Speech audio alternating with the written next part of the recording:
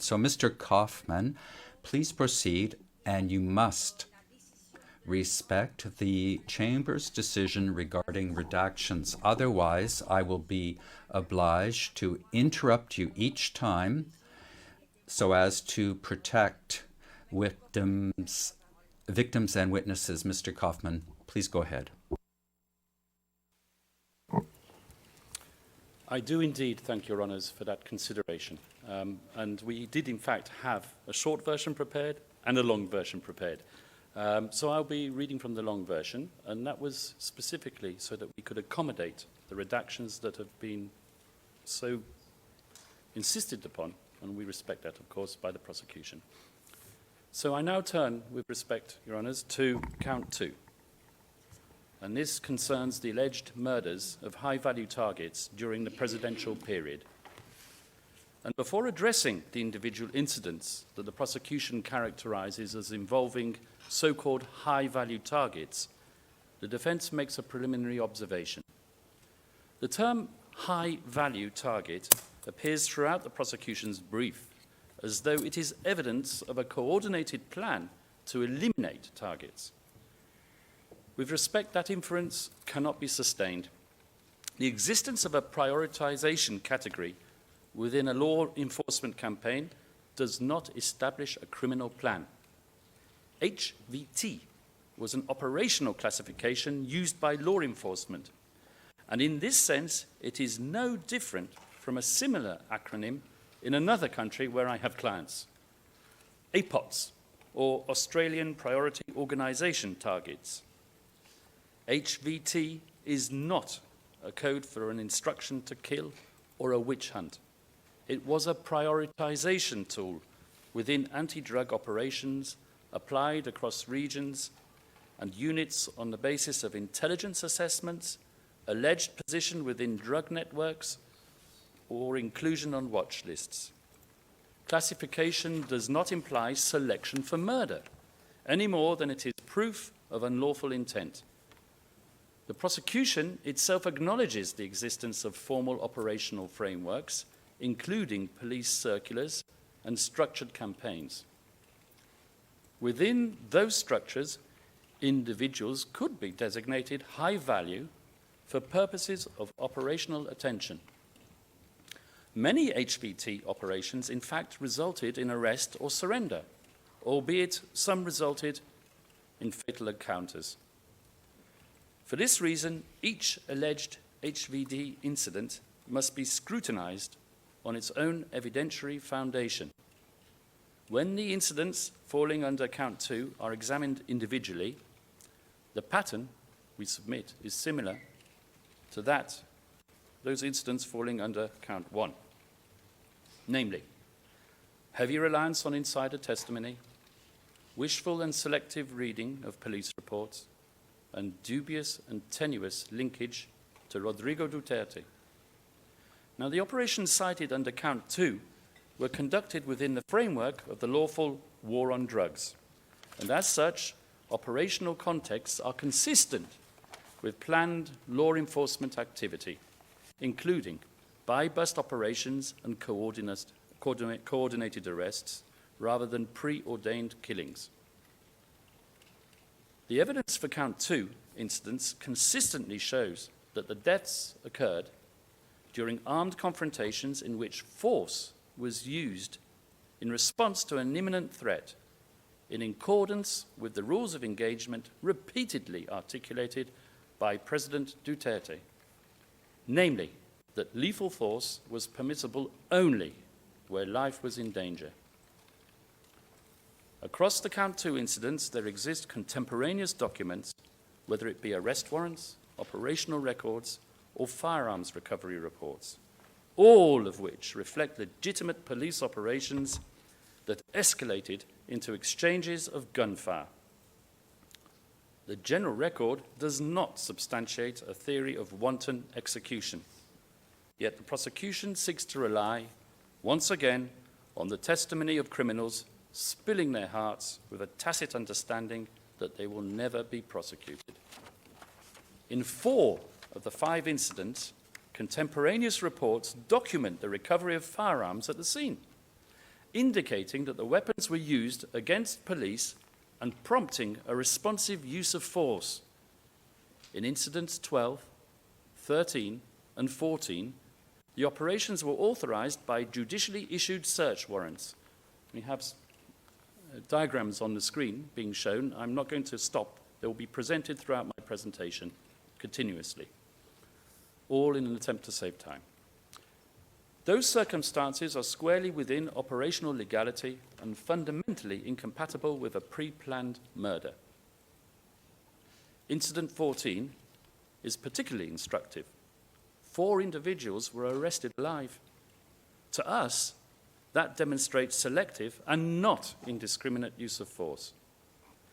In incidents 10, 13, and 14, gunpowder residue was detected on the victim's hands.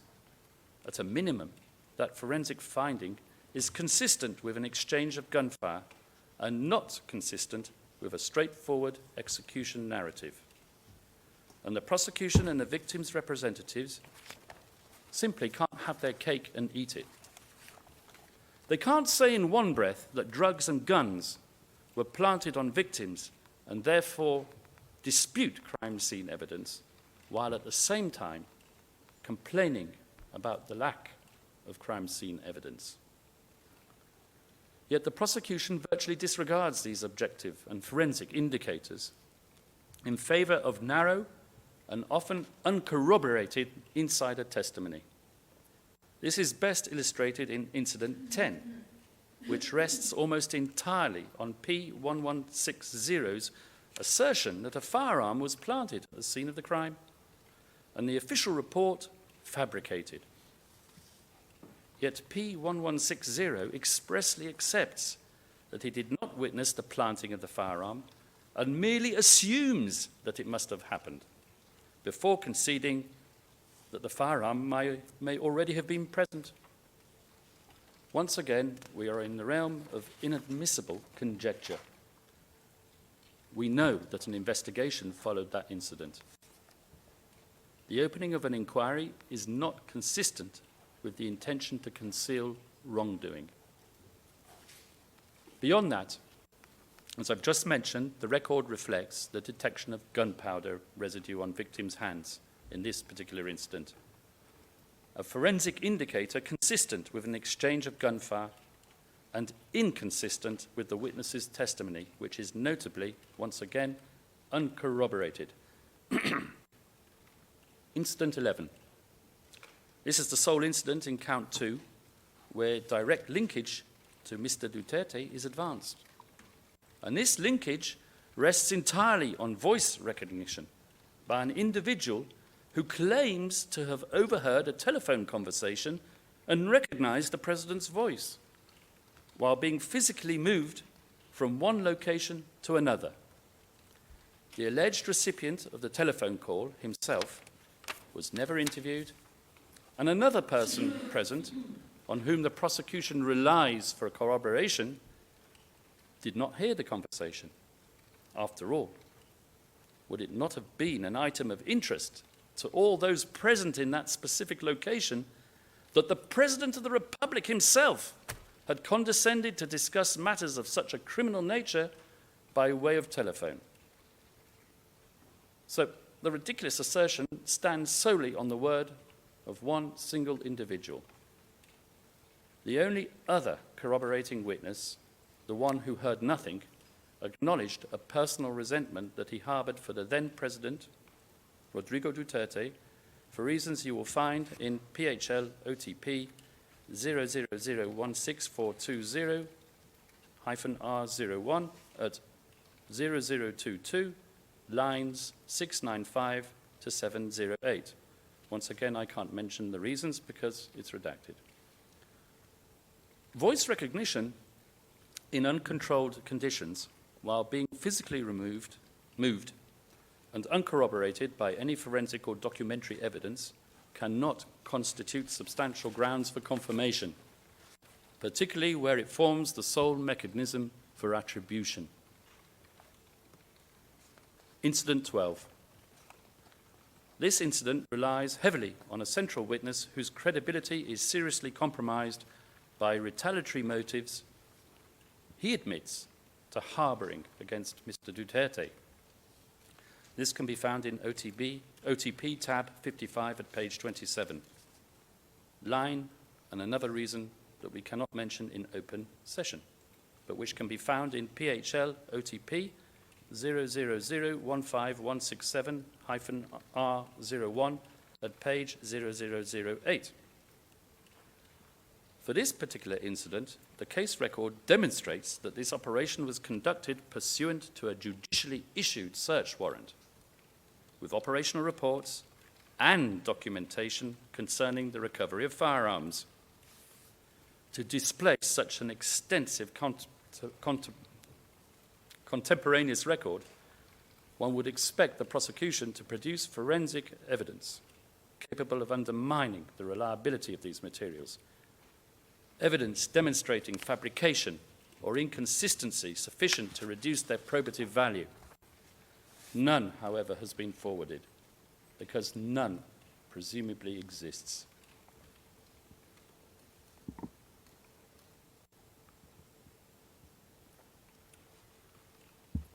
Incident 13. This relates to the killing of Mayor Espinosa, whose name I can mention, and Raul Yap, who was shot in a police cell.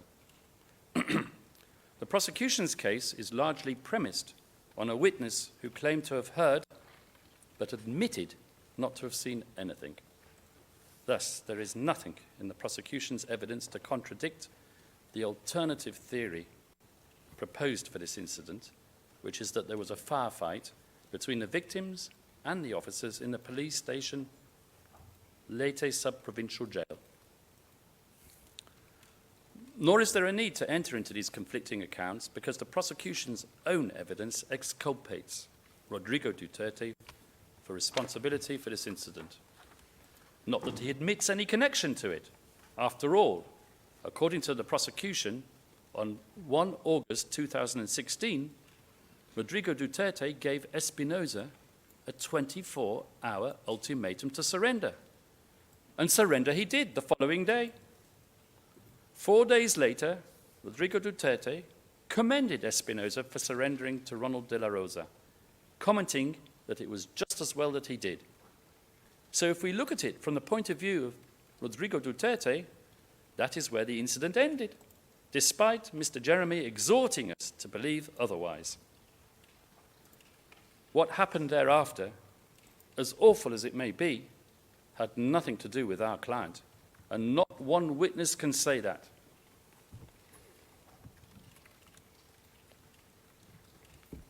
The prosecution's narrative in Incident 14, the raid on the house of another person who I can mention, the mayor of Ozmiz City, rests exclusively on a witness who, for reasons we cannot explain in open session, is wholly unable to provide complete or reliable testimony for reasons that can be found in D36, tab 181, lines 128 to 155, and lines 191 to 212.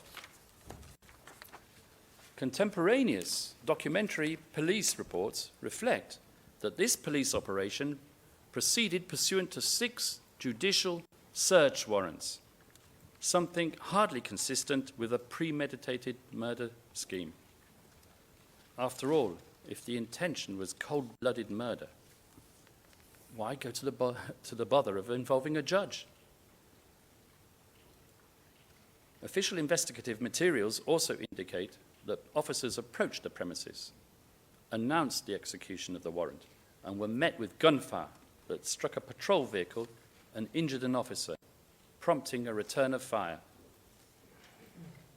This directly refutes what Ms. Massiter so categorically claimed on Tuesday, namely that none of the arresting officers were ever harmed during the operations. Transcript. T5, page 44, line 24. In every case, the victim was killed, and none of the arresting officers were harmed.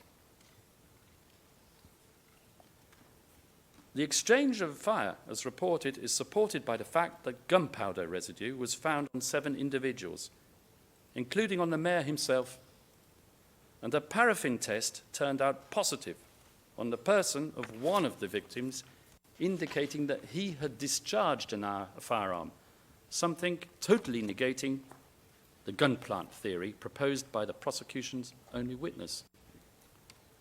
It is also worth stressing that 4 individuals were arrested alive following the operation, and that one of them was subsequently sentenced to life imprisonment after the domestic courts rejected claims of evidence planting. That fact alone is not consistent with a theory of indiscriminate execution, but is rather consistent instead with arrest and prosecution within the boundaries of the law and not indiscriminate use of force. So to summarize, across incidents 10 to 14, count 2, we see absolutely no evidence whatsoever of any attribution to Mr. Duterte on the granular level, nor do we see any evidence of a mutually agreed course of conduct on the upper hierarchical level of government involving Mr. Duterte and his alleged so-called co-perpetrators. The record reflects police operations conducted at unit level, sometimes under judicial warrant. P1166 describes operational discretion resting with the local team leaders and characterizes planned killings as rare and locally motivated. P1066 clarifies that to neutralize, that word which has been heard so often in the last few days, neutralize referred to lawful enforcement, not killing, the prosecution's own witness. The Senate committee report refers to rogue uniformed police. To conclude, the evidence reflects decentralization, not control required under indirect co-perpetration. And for these reasons, confirmation on count 2 cannot stand.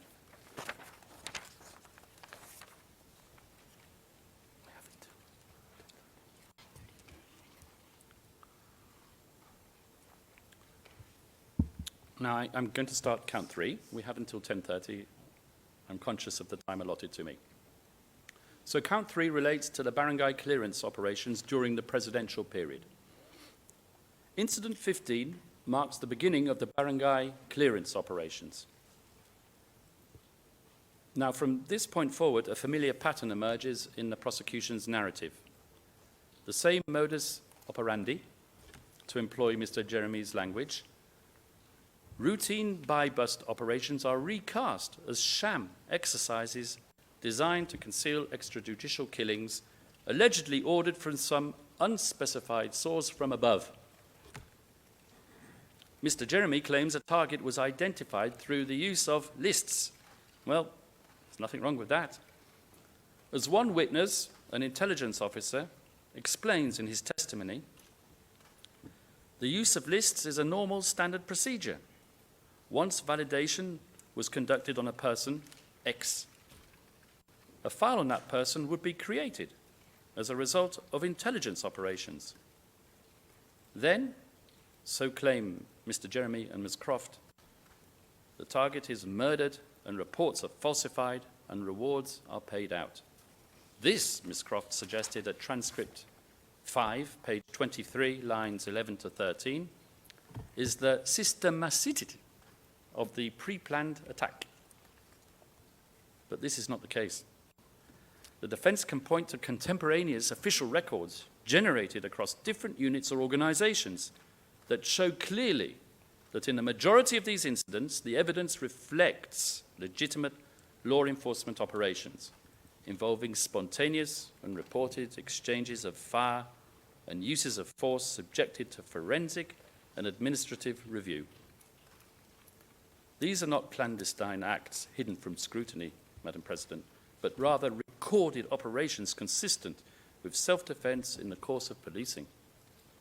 And where the evidentiary record supports competing inferences, including the inference of a lawful armed confrontation and the inference of an unlawful execution, well, and with this I will conclude, in dubio pro reo. 10:30. Merci beaucoup. Thank you very much, Mr. Kaufman. So I've understood that you would like to use the time that remains to you, and you still have 20 minutes, actually. I understood that you wanted to use that time. Yes, I would, but I'm not so sure if I can conclude in 20 minutes. C'est possible? OK. Nous essaierons, madame. Ouais, donc vous avez la... Judge Motek, very well. It's still you. You have the floor. Proceed. Across incidents 15 through 49, the Chamber will repeatedly encounter contemporaneous buy-bust or warrant-based documentation, reported exchanges of fire, gunshot residue findings, ballistic testing, immediate hospital transport, internal investigations, and in some cases, prosecution and conviction of officers. Against all of this evidence that you've just seen on the screen here, the prosecution offers single insider accounts of alleged stagings, uncorroborated assertions of weapons planting, and nanlabans, unsupported by any forensic evidence, often speculative, frequently contradicted by the alleged co-participants, or yet, more often, complete silence from the alleged co-participants, as they were never even questioned about the incident. And most importantly, despite Mr. Jeremy's assertions on Tuesday, wherein he claimed that the police reports were repeatedly falsified to legitimate the operations as acts of self-defense, copy-paste reports in which victims were frequently blamed for their own deaths, there is zero proof, none, that the only existing contemporaneous documentary evidence is fabricated or unreliable. No proof whatsoever of this supposed falsification in the entire case record. And on this point, let us just clarify a basic principle, that a state document with the appropriate stamps and signatures and what have you is prima facie reliable, or in other words, it carries a presumption of administrative regularity. And if the prosecution seeks to displace that document and call the entire state apparatus into question, then the burden rests on it to produce credible, objective evidence rebutting that presumption. Bare allegations or reliance on single prosecution witnesses cannot suffice to overcome this presumption of authenticity and correctness, nor should the burden shift to the defense to prove that those documents are not falsified. Now, we do not deny that in some instances the record may reveal unlawful conduct by individual officers.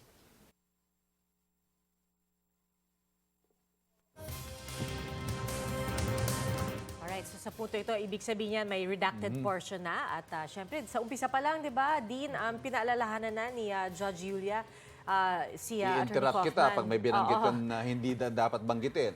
Dean, lihis lang tayo konti. Pakikwento what happens during this time. Kasi kung nasa sa gallery ka, if you're watching there sa gallery, pag may reduction, ino-off yung audio. At the same time, parang sinasara ang cortina na blinds there sa gallery. Because from the gallery, you can see what's happening below. So sa baba kasi siya. Okay. Ang mga judges. Nakikita natin may salamin di ba? To divide the gallery from the everybody else sa courtroom. Hindi tulad nung korte natin dito or sa mga nakikita natin sa pelikula na kapag nasa audience ka or nasa courtroom ka, nandun ka mismo, right behind. Public trial talaga na talagang nasa harap mo. Pero ang setup nila is parang nakatingin, kapag ako ang audience, nakatingin ako dun sa baba, tapos on the left and right, there are interpreters. Kasi there are interpreters there na may French, may English, may Arabic, may Russian or whatever. And they are continuously doing their job as well. And again, the primary purpose of reduction is the security to protect of the witnesses. At the same time, baka mapangalanan, no? Kanina, Dean, okay, sige, babalikan natin kasi 08, in which the police proclaimed that 32 people were killed in Bulacan big-time operations, and then went on to refer to this as one single operation in which 32 victims were killed by the police in Bulacan. But what Mr. Jeremy failed to tell you, Your Honours, is that one of the prosecution's own witnesses explained clearly that he investigated these deaths in an official capacity soon after the killings and found that 33 people were actually killed in different municipalities and provinces in central Luzon, but that their bodies were delivered to Bulacan. This was not, as Mr. Jeremy suggested, a single incident of mass murder, but rather an improper aggregate of a series of law enforcement operations over the course of 24 hours executed in large geographical area and for which we have no evidence in the case record. There's no evidence on the perpetrators, victims, motives, manner of attacks, methodology, in essence, nothing to link them to an alleged fantasy common plan. Everything is just stitched together enough to give it a veneer of organization. I now turn to incidents reflecting documented armed confrontations. And as mentioned when I first turned to this count, the documentary record, which has not been displaced by any evidence proffered by the prosecution, reflects attempted arrests, resistance, and responsive use of force. And you've just seen some of the documents up there on the screen. Let's turn briefly to Incident 17, for which the prosecution has relied on a witness who stated that the planting of evidence was an open secret in the locality and province more generally. However, another witness, working in the same locality, P1208, states otherwise, that he was never involved in illegal operations resulting in deaths, was not aware of extrajudicial killings disguised as lawful operations, and confirms that there were no standing orders to kill. The operational objective, he explains, was arrest, lethal force only when the circumstances required it. And you can find this information in Defense tab 96. And we see this pattern again and again and again. In Incident 40, for example, P1131, who worked with the individual alleged to have shot the suspect, stated clearly that the killings occurred only in circumstances of lawful use of self-defense. That can be found at Defense tab 74, and you can see it on the screen as well. This type of testimonial evidence is also corroborated by documentary and forensic evidence. Incident 15, the prosecution again resorts to its usual pro forma narrative of staged killings or nanlabans. But what it has not done, of course, is prove this. Whereas I urge Your Honours to look at the screen, where you can see detailed documentary evidence about how this incident came about, and I summarize: a spontaneous exchange of fire after the suspect discharged a firearm, ballistics testing of the officer's weapon, affidavits by the police officers involved, and formal review and investigation of the officer who fired his weapon. Now, I'm not going to sit here and bore you with all the evidence we have on every single one of these incidents, but what I will tell you, Your Honours, is that we have this type of forensic evidence proving attempts, arrests, armed resistance, and responsive and sometimes disciplined use of force in no less than 13 incidents. I don't know where Mr. Butuyan got the idea from that there's no forensic evidence left in the case record. And may we remind you, Your Honours, until the prosecution proves otherwise, which it has not, these state documents remain prima facie, authentic, and reliable. For incidents substantiated by a single witness narrative, and unconfirmed by alleged co-participants, I refer Your Honours to no less than 9 incidents. One prosecution witness, P1160, is the sole testimonial evidence for at least 3 incidents, while another 6 incidents are premised entirely on the testimony of P3. Now, what's interesting about these incidents is that P3 alleged that he was only one of a group of 3 or 4 perpetrators, and these other perpetrators are actually also prosecution witnesses. Yet none of the other witnesses corroborated his version of events. Not one. A couple of incidents alleged by the prosecution appear on its own evidence to be unrelated to drug enforcement, and thus questionably part of the fantasy common plan or organizational policy. For this, I would refer you to incidents 31 and 41, which involved targeting of 2 individuals, again, because of non-drugs related conduct. I'm not sure whether I can mention the type of conduct without revealing the identity, so I shall refrain from doing so. The prosecution has not presented any evidence to substantiate any nexus to anti-drug operations in either of these incidents. And for this, I refer you to D36, tab 158, at page 4. On the perpetrator's own account, the trigger for the killing was a personal grievance relating to property damage. There are numerous incidents against unidentified or improperly identified victims. The victim in incident 45 is described as a minor, just as in incident 38, another incident on which Mr. Jeremy focused on Tuesday. And by the way, on the subject of the killing of children, of course it ticks the right boxes for the prosecution insofar as it pulls the heartstrings. But apart from Kian de los Santos, the prosecution has not, despite its emphasis on children, presented to this chamber during these proceedings any evidence that even one victim, apart from Kian, in its 49 incidents was a minor. No birth certificates, no corroborative evidence, nothing.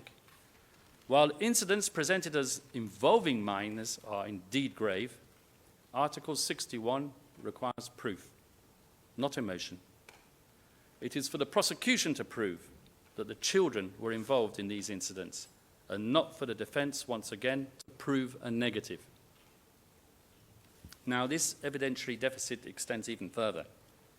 The Bulacan Provincial Office provided a certificate indicating that it had no record corresponding to the names of the victims, whose names have been redacted on the slide, which we will show you.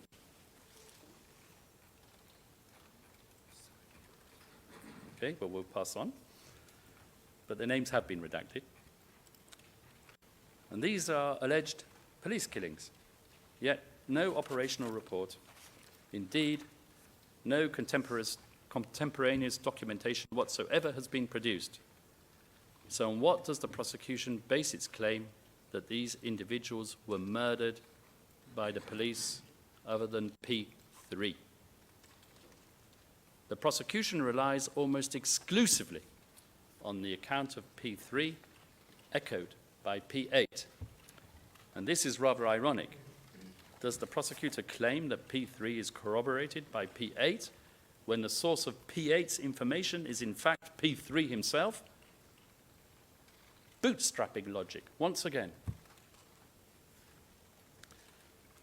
The alleged direct perpetrator, P1201, stated during his interview that he had never participated in an operation involving a child. The other officer allegedly present during both incidents, P1131, was never questioned about these events by the prosecution. And that omission, we submit, is not neutral.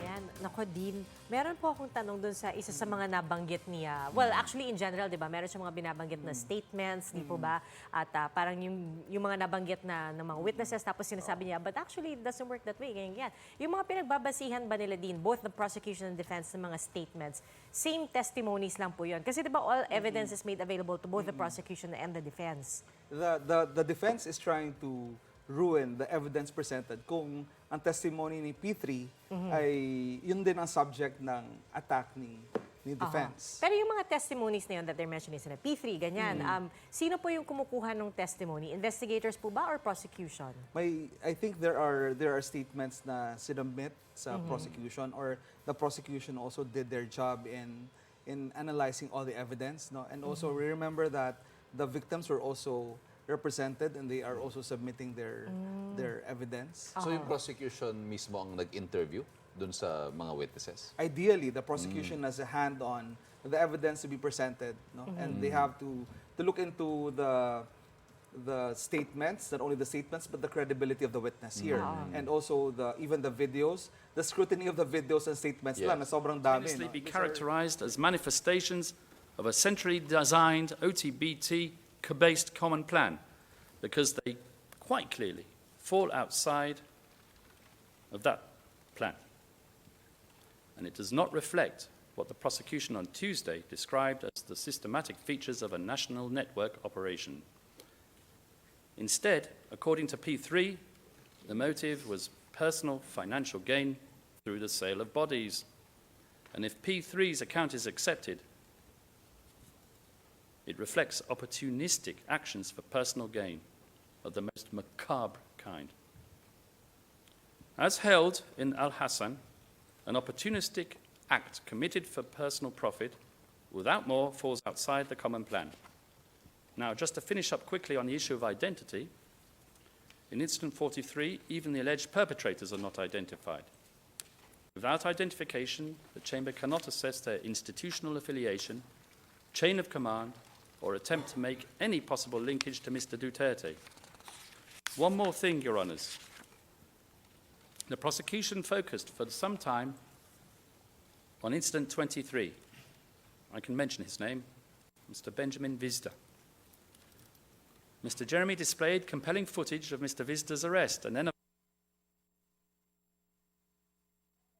Yung pangalan na yun, yung binanggit, parang naka-unredacted yun eh. Isa yun sa mga pinangalanan dun sa, I believe, dun sa HVT, dun sa count 2. But, I don't know, hindi natin matukoy kung tuwing kailan nagre-redact dito sa mga nagpapatuloy na hearing. They are very careful sa mga pangalan tsaka sa mga ebidensya na binabanggit dito, no.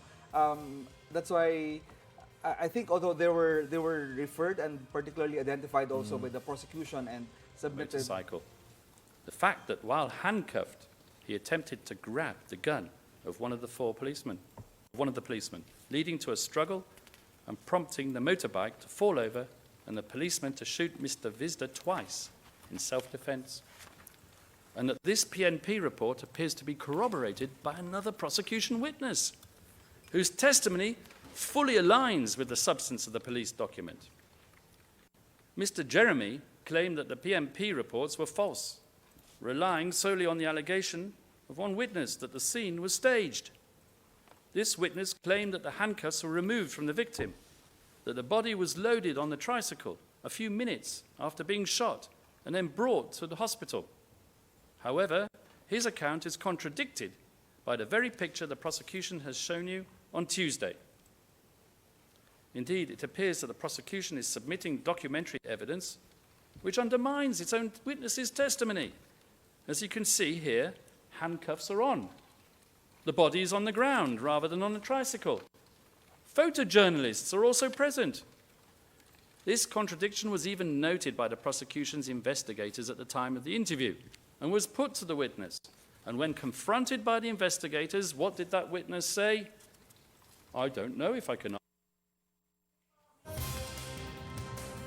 Kanina, di ba, Dean, right before nung pag-umpisa ng hearing, sinabi na ni Judge Julia na kay Attorney Kaufman, mag-ingat ka sa mga redactions. Meron bang kaso ng mga, halimbawa, citing in contempt pagdating sa ICC? I think so far na na-observe natin, warning pa lang. And okay. I think the lawyers here should be observant and also comply with the warnings. Otherwise, maybe mapapatawan din sila ng penalty. Pag ganito po ba, tingin niyo po ba... But there is no evidence that Mr. Duterte knew of VISTA, that he directed the operation, or that he approved its planning, nor has the prosecution demonstrated that the incident would not have occurred in substantially the same way absent his alleged contribution. 2 minutes left. Without proof of control over the commission of the specific crime, Article 25, 3A cannot be satisfied. And finally, with regard to count 3, the prosecution's witnesses themselves concede that there was no formal approval process. Targets were selected without validation, officers acted for personal reasons, and decisions were taken locally. All of this destroys the assertion that there was a mutually agreed common plan. I will elaborate. P1160 claims hierarchical transmission of policy within the police, while simultaneously acknowledging officers' autonomous killings for personal motives. Those propositions cannot comfortably coexist. P3 explains that certain officers acted outside any common plan and for opportunistic reasons. See Incident 38. In Incident 49, P1207 attributes instructions to local officers without evidence of communication or direction from higher authorities. And most significantly, P1207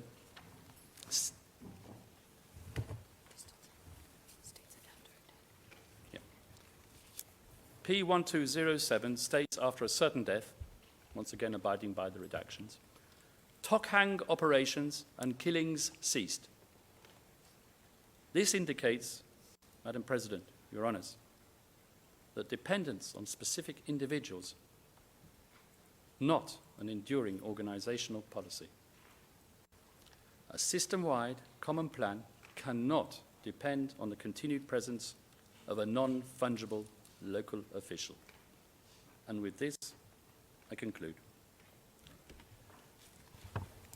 Judge Motok, thank you very much, Mr. Kaufman.